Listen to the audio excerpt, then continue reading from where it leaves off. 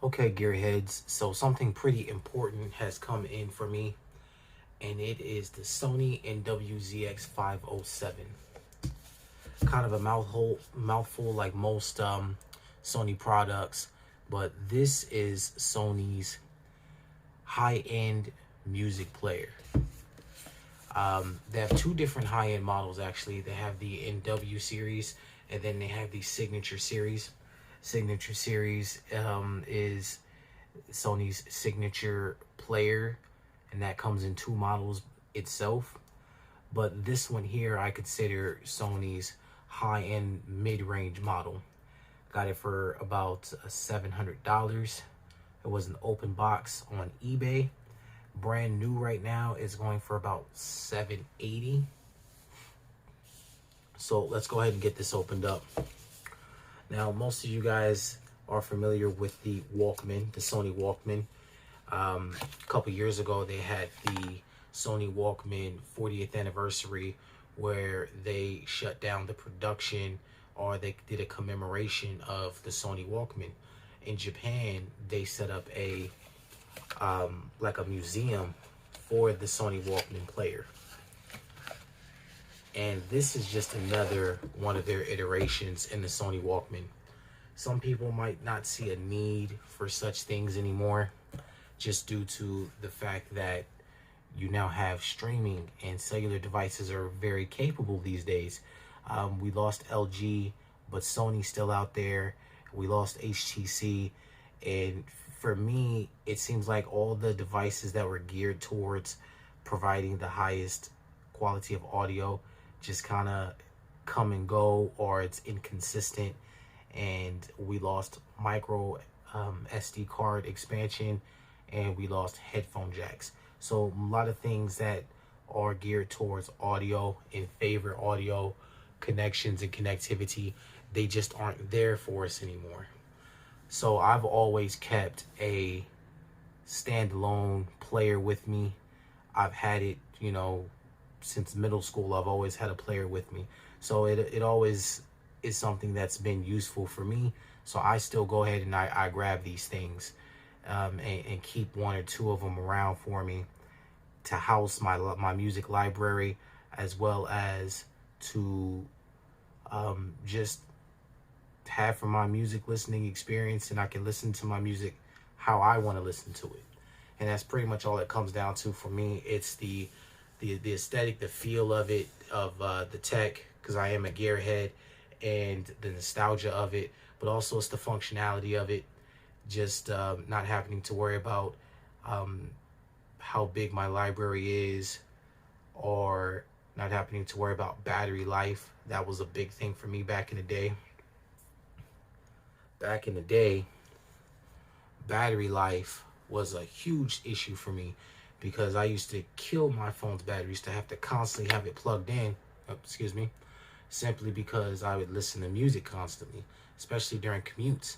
The same thing happened to me when it came to expandable memory. When they got rid of expandable memory, now I didn't have anywhere to put any of my music. And yeah, man, so it's just always been important to me to have a player with me, just due to those things. So here we have the player. We'll get to that in a minute. Then we have, I believe this is a charging cable. When it comes to Sony, for whatever reason, it's always best to use this. Now, unlike previous models, in the previous model for this device, which was the ZX300 a couple years back, does not have Sony's proprietary charging port. It has Type-C now. Thank God. I would have been very hesitant to get this device if it didn't have Type-C, because Sony's cables are expensive, because you have to buy them through Sony, and as we know, everything Sony is rather expensive. So here we have the user manual. I believe this tells us how to update software, probably, and a few other things. Now this, it does have Bluetooth, and it does have Wi-Fi, and it is streaming capable. The ZX300 was not streaming capable. This one is streaming capable. So I like the packaging. It's pretty simple. It's straightforward. They, you know, give you a little box and they give you your device and a charging cable. That's pretty much all you get with that. On board here, you have 64 gigs of internal memory, and then it's expandable up to however big your SD card is. For me, I have a Evo Select 512 gig. Saw that going on sale, went ahead and grabbed one of those. Another reason why I still use a player is because it supports every single audio codec or format. I don't have to worry about what my albums or formats are for my music. I could just put whatever I want on there. On a phone, phones are limited in what formats they read. So when I used to get albums from people digitally or have them zip through zip files, sometimes they'd be in these crazy weird formats, but I really wanted the music and I could not play some of it on my phone. Even to this day, there's still some formats that can't be played on the phone or on different devices. And then there's no standard for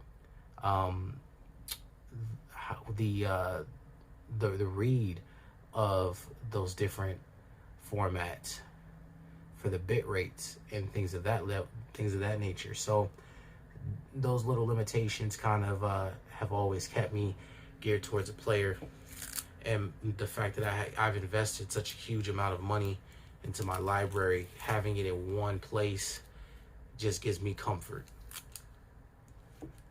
So let's go ahead and open this device up. As you can see here, they kind of keep it simple, just like they do on their phones.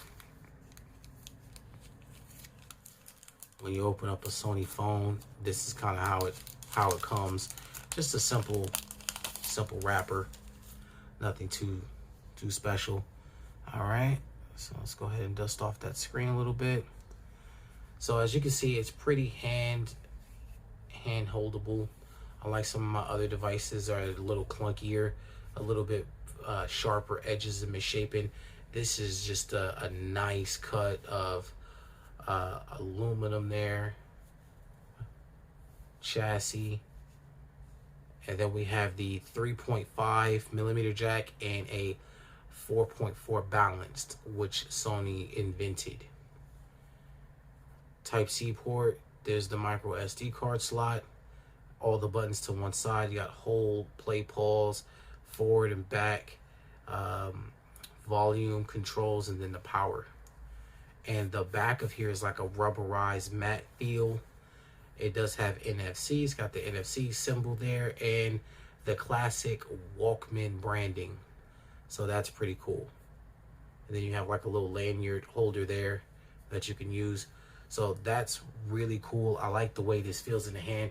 I primarily got this device because I needed something that was a little bit more pocketable and a little bit more versatile with how I'm able to use it. My other player here, let me pull it out for you. This is the iBasso DX300, and if you guys been on my channel for a while, you know that this is my go-to favorite device, and this is my first flagship device. You can just see how massive that is in comparison.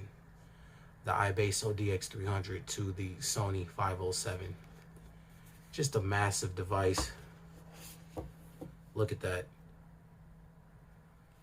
Look at that. Yeah. So, yeah, just this does not fit in my pocket too comfortably when I go to work. So this device mostly is, I use it at home, or I use it at my leisure when I go out.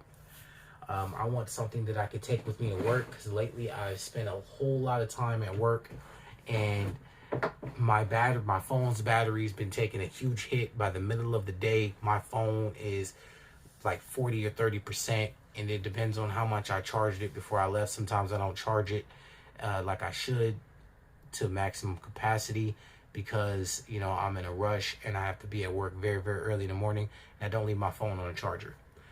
So sometimes I might leave the house, my phone's at 70%. I get to my first break, and you know that thing's it's dying, because I'm just draining it. Okay, so got the Sony juiced up, and through a miter case on this device, it's kind of like a a kickstand holder for the device, as well as a quick guard. So let's go ahead and take a look at the device and the interface.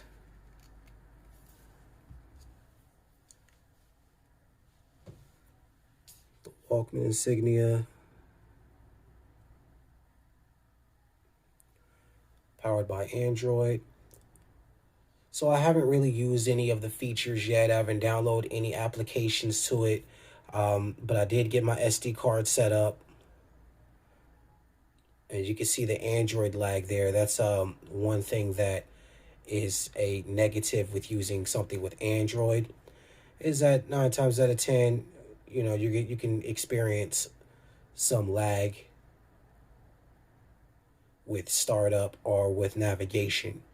But I don't intend to do anything too complex. We have the full Google Play Store. We have Google Apps and other Google applications that you can see here is pretty stock with Google. There's nothing added to it. But what we do also have is Sony's application. So here is what you'll see when you first open up Sony's application. It will kind of go through with you and tell you how to use it and utilize the functionality of it. Let me go ahead and turn down that screen brightness, see if that helps with the contrast on the screen. Just a little bit. So what you're seeing here is kind of just some navigation help that you can get for all songs, albums, folders, artists, favorite tracks, bookmarks. However which way you want to set this thing up, you can. Here I have an album already up. It will tell you the bit rate of the album up top and give you some little bit of information. And then you have the pause play button here. Then if you were to scroll to the side, you have favorites. You can immediately toggle to favorites. You scroll to the other side, you have the play queue. This is for the album that's already playing. Then if you scroll up from down, then you have some of the customizations that you'll be able to do with this device. So you have direct source. That's with the music being played directly from the source of the file. So once you go into the direct source and you have that on, it kind of removes your ability to EQ or to add anything to the music.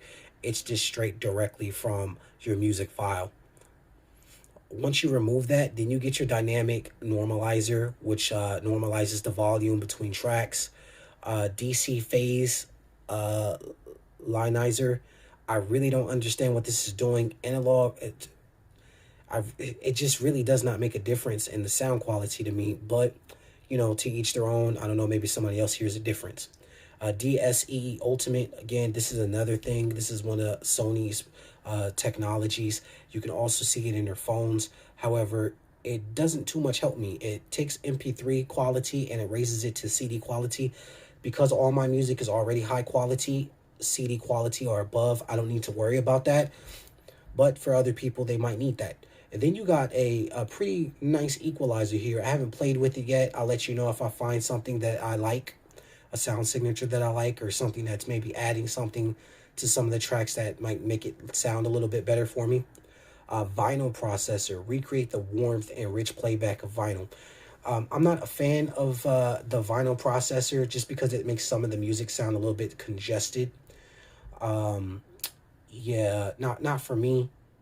For somebody else, maybe. There's different types of vinyl playbacks. I haven't played with it enough. Obviously, I just got it. But yeah, I'm not really feeling it too much. I just kind of want to keep it stock. So that's really the functionalities that you're getting with the Sony applications. Some people are downloading other applications and using different sources to play their music from. Mostly because you could probably get different sound signatures utilizing different applications. That's something to keep in mind.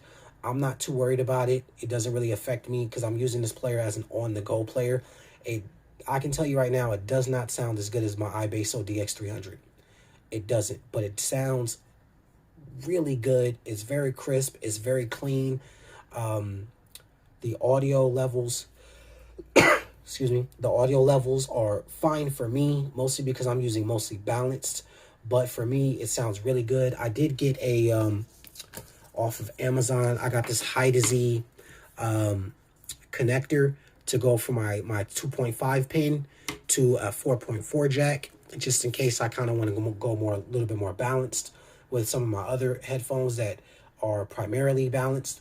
Battery life is okay. I'm getting about 13 hours of use out of it, and out of that 13 hours, it's through both jacks, through the 2.5 and the 3.5 and the 4.4. Not a problem. One of the things that I would say to look out for, though, is the quality of your tracks can make an impact on your playback. So if you're playing all DSD tracks, it's probably going to take up a little bit more juice than it would a regular CD or 16 a 44.1 kilohertz track. So that's something to keep in mind. But so far it's good, and the charge time is pretty good too. You'll probably be able to charge this thing in about maybe 40 minutes or so, 45 minutes, back to 100%. Which is exactly what I wanted, man. Something portable I could throw in my pocket and utilize some of these expensive headphones I've acquired over the last few years. So, any questions about the Sony MW507, go ahead and leave a comment. I'll get to your questions as soon as I can, and I'll go ahead and continue to test this thing out. And you'll get some updates on my iBasso DX300 as well, because I have a bit of a horror story on that thing, software-wise. But everything seems to be okay generally now. But I got a story to tell, and I'll get back to you guys in another video. Thanks for watching.